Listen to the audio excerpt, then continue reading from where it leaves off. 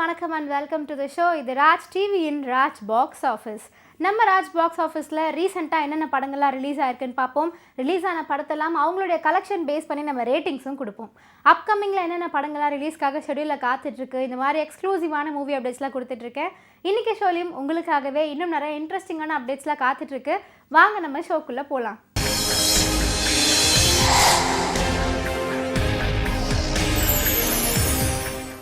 நம்ம ராஜ் பாக்ஸ் ஆஃபீஸில் நம்ம ஃபர்ஸ்ட் பார்க்க போகிற segment box office report.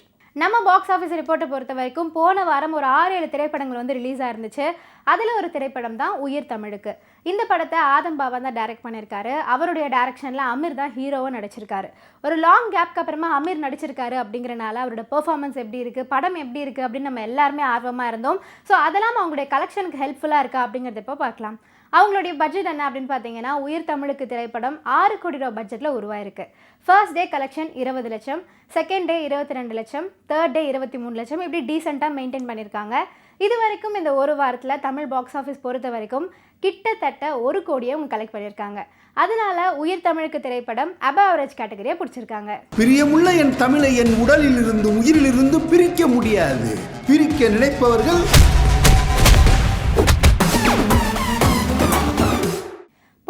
Release ஆன ஒரு சில திரைப்படங்கள் ஒரு கேட்டகரியை பிடிச்சிருந்தாங்க. ஆனால் இந்த மாயவன் வேட்டை அப்படிங்கிற திரைப்படம் பாக்ஸ் ஆஃபீஸில் எந்த விதமான மாற்றத்தையுமே ஏற்படுத்தலை. ஏன் அப்படின்னு பார்த்தீங்கன்னா, படம் ரிலீஸ் ஆன உடனே ஃபர்ஸ்ட் டே, அதாவது ஓப்பனிங் டேல 1 லேக் எடுத்திருக்காங்க. அந்த படம் மொத்தமாகவே தியேட்டரில் 2 நாள் தான் இருந்துச்சு. ஸோ மொத்தமாக அவங்களுடைய கலெக்ஷன் எவ்வளோ அப்படின்னு பார்த்தீங்கன்னா 2.5 லட்சம் தான். அதனால நம்ம பாக்ஸ் ஆஃபீஸ் ரிப்போர்ட்டில் எந்த விதமான மாற்றத்தையும் ஏற்படுத்தலை. மனிதர்களுக்குள்ள எப்படி அரசியல் அதிகாரம் வாரிசுன்னு இருக்குதோ அதே மாதிரி இப்ளீஸ் வம்சத்திலையும் இருக்குது. ரசவாதி அப்படிங்கிற திரைப்படத்தையும் போன வாரம் தான் ரிலீஸ் பண்ணியிருந்தாங்க. மே 10ஆம் தேதி அனௌன்ஸ் பண்ணபடியே வந்து படத்தையும் ரிலீஸ் பண்ணியிருந்தாங்க. இந்த படத்தை சாந்தகுமார் தான் டைரக்ட் பண்ணியிருந்தாரு. அவருடைய டைரக்ஷனில் அர்ஜுன் தாஸ், தானியா, ரேஷ்மானி ஏகப்பட்ட பேர் நடிச்சிருந்தாங்க. படத்துடைய கலெக்ஷன் என்ன அப்படின்னு பார்த்தீங்கன்னா, ஃபர்ஸ்ட் டே 6 லட்சம், செகண்ட் டே 8 லட்சம், இப்படி கொஞ்சம் ஓரளவுக்கு டீசெண்டாகவே கலெக்ட் பண்ணியிருக்காங்க. இது வரைக்கும் இந்த ஒரு வாரத்தில் தமிழ் பாக்ஸ் ஆஃபீஸ் பொறுத்த வரைக்கும் இந்த திரைப்படம் 35 லட்சம் தான் கலெக்ட் பண்ணியிருக்காங்க. அதனால ஆவரேஜ் கேட்டகரியை பிடிச்சிருக்காங்க.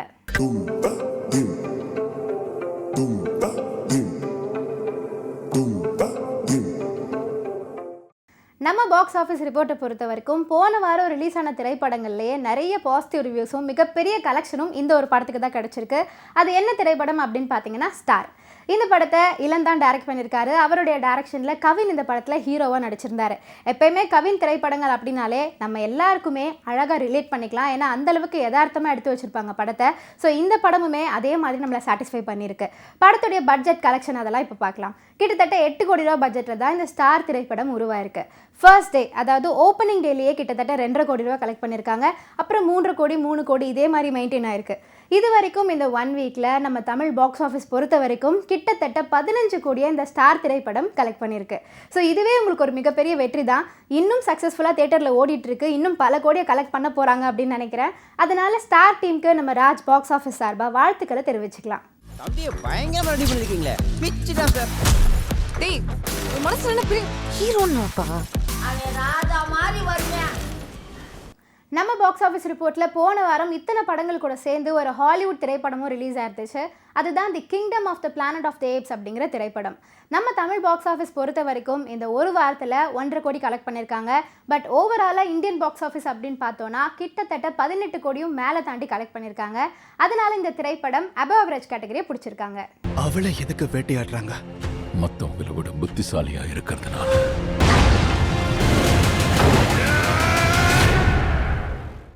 நம்ம ராஜ் பாக்ஸ் ஆஃபீஸில் நம்ம அடுத்ததாக பார்க்க போகிறது இந்த வார நியூ என்ட்ரி. இந்த வார நியூ என்ட்ரியில் மே 17ஆம் தேதி என்னென்ன படங்கள்லாம் ரிலீஸ் ஆயிருக்கு அப்படிங்கிறத பார்க்கலாம். அந்த வகையில் சொன்ன டேட்டில் இந்த படத்தை ரிலீஸ் பண்ணியிருக்காங்க. எலெக்ஷன் அப்படிங்கிற திரைப்படத்தை. இந்த படத்தை தமிழ் தான் டைரக்ட் பண்ணியிருக்காரு. அவருடைய டைரக்ஷனில் விஜயகுமார் ஹீரோவாக நடிச்சிருக்காரு. விஜயகுமார் ஒரு ஆக்டராக நம்ம எல்லாருக்குமே தெரியும். ஆனால் அதை விட அவர் ஒரு மிகப்பெரிய சோஷியல் ஆக்டிவிஸ்ட். எப்பயுமே அவர் நடிக்கிற படங்களில் வந்து முக்கியமான ஒரு சோஷியல் மெசேஜும் கொடுப்பாரு. அதனால உங்களுடைய ஃப்ரெண்ட்ஸ் அண்ட் ஃபேமிலி கூட்டிகிட்டு போய் படத்தை பார்த்து என்ஜாய் பண்ணுங்கள்.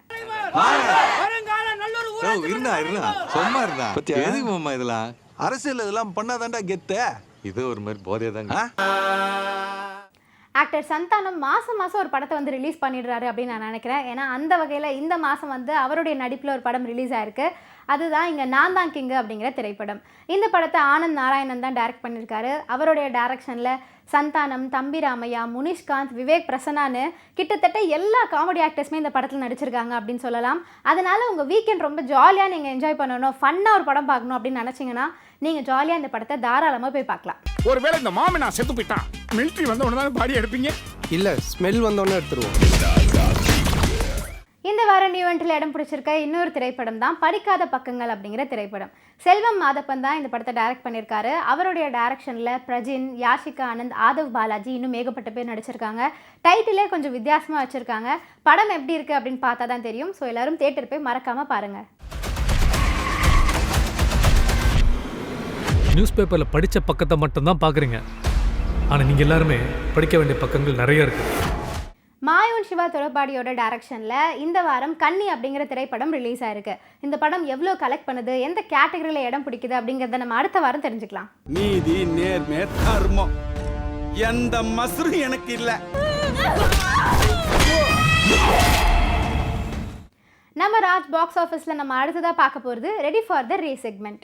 நம்ம ரெடி ஃபார் த ரே செக்மெண்ட்டில் அடுத்த வாரம், அதாவது மே 24 அன்னைக்கு என்னென்ன படங்கள்லாம் வந்து ஷெடியூலில் காத்துட்ருக்கு அப்படிங்கிறத எப்போ பார்க்கலாம்.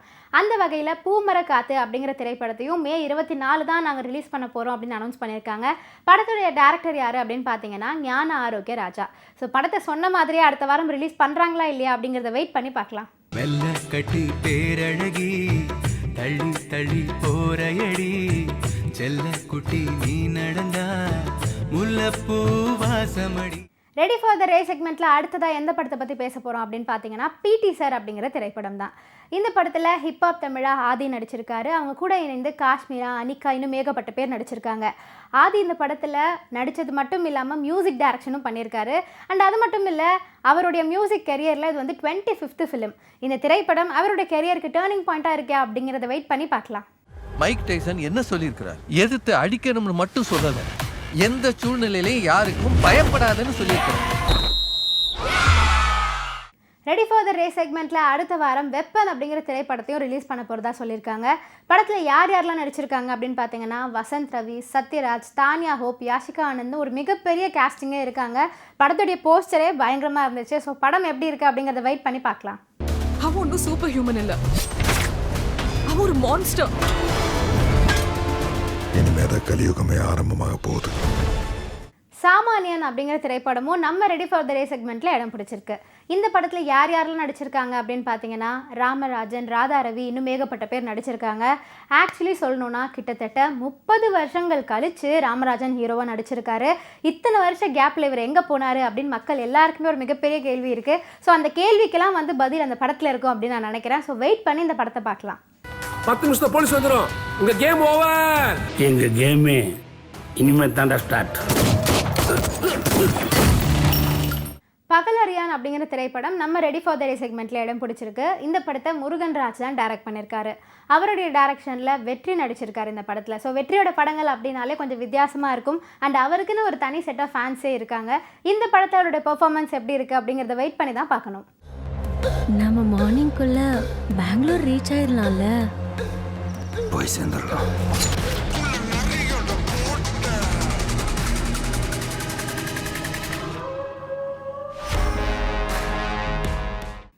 நம்ம ராஜ் பாக்ஸ் ஆஃபீஸ் ஷோவில் நம்ம அடுத்ததாக பார்க்க போகிறது மோஸ்ட் அவைட்டட் செக்மெண்ட். நம்ம மோஸ்ட் அவைட்டட் செக்மெண்ட்டில் எந்த படத்தை பற்றி முதல்ல பேச போகிறோம் அப்படின்னு பார்த்தீங்கன்னா, ஆக்சுவலி முதல்ல பேச போகிறோம் அப்படின்னு சொல்லக்கூடாது, ஏன்னா நிறைய தடவை இந்த படத்தை பற்றி பேசியாச்சு. ஹரா அப்படிங்கிற திரைப்படம் தான். விஜய் ஸ்ரீயோட டைரக்ஷனில் இந்த படத்தில் மோகன் நடிக்கிறாரு. மோகன் ஃபேன்ஸுமே வந்துட்டு பல வருஷங்கள் கழித்து நடிக்கிறாரே, நம்மளும் தேட்டர் போய் படத்தை பார்த்துடலாம் அப்படின்னு நினைக்கிறாங்க. பட் அனௌன்ஸ் பண்ணுறாங்களே ஒழிய படத்தை ரிலீஸ் பண்ணுற மாதிரி தெரியல.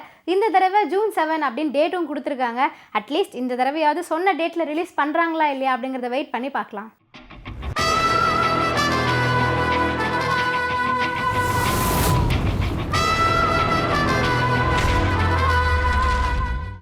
ஹிட்லர் அப்படிங்கிற திரைப்படம் நம்ம மோஸ்ட் அவைட்டட் செக்மெண்ட்டில் இடம் பிடிச்சிருக்கு. இந்த ஹிட்லர் படத்தில் விஜய் ஆண்டனி தான் ஹீரோவாக நடிச்சிருக்காரு. அவர் கூட இணைந்து ரியா சுமன் நடிச்சிருக்காங்க. ரீசெண்டாக விஜய் ஆண்டனி வந்து மாதத்துக்கு ஒரு படம் ரிலீஸ் பண்ணிட்டு இருக்காரு. அதுவும் அவர் படங்களை வந்து அவரே டைரக்ட் பண்ணிக்கிறாரு, அவரே ப்ரொடியூஸ் பண்ணிக்கிறாரு, அவரே மியூசிக் கம்போசிங்கும் பண்ணிக்கிறாரு. இந்த மாதிரி மல்டி டாஸ்கிங் நிறைய பண்ணிட்டு இருக்காரு. ஸோ அடுத்து அவருடைய படம் ஹிட்லர் வந்து ரிலீஸ் ஆக போகுது. இந்த படம் எப்போ ரிலீஸ் ஆகுது அப்படிங்கிற டீட்டெயில்ஸ் கிடச்சிதுன்னா நான் அப்புறமா வந்து அப்டேட் பண்ணுறேன். Hello check check. நம்ம மோஸ்ட் அவைட்டட் செக்மெண்ட்டில் சசிகுமாரோடைய படமும் ஒன்று இருக்குது. அது என்ன அப்படின்னு பார்த்தீங்கன்னா கருடன் அப்படிங்கிற திரைப்படம் தான்.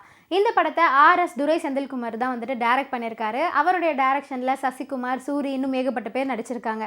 படத்துக்கு ஒரு ஸ்பெஷாலிட்டி என்ன அப்படின்னு பார்த்தீங்கன்னா டைரக்டர் வெற்றிமாறனுடைய கதையை தான் இவர் வந்து டைரக்ட் பண்ணியிருக்காரு. ஸோ கண்டிப்பாக இதில் வந்து வித்தியாசமான ஒரு ஸ்டோரி லைன் இருக்கும் அப்படின்னு எனக்கு தோணுது. படம் எப்போ ரிலீஸ் ஆகுது அப்படின்லாம் இன்னும் சொல்லலை. அதெல்லாம் தெரிஞ்சதும் நான் அடுத்த வாரம் வந்து சொல்கிறேன்.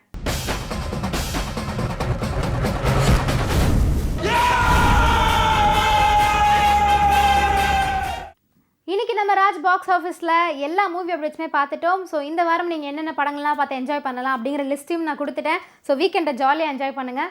இதே மாதிரி இன்னொரு எபிசோடில் உங்கள் எல்லாரையும் வந்து நான் சந்திக்கிறேன். அது வரைக்கும் tata bye bye from Vijay Narmada. You வாட்சிங் மீ ஆன் ராஜ் டிவி.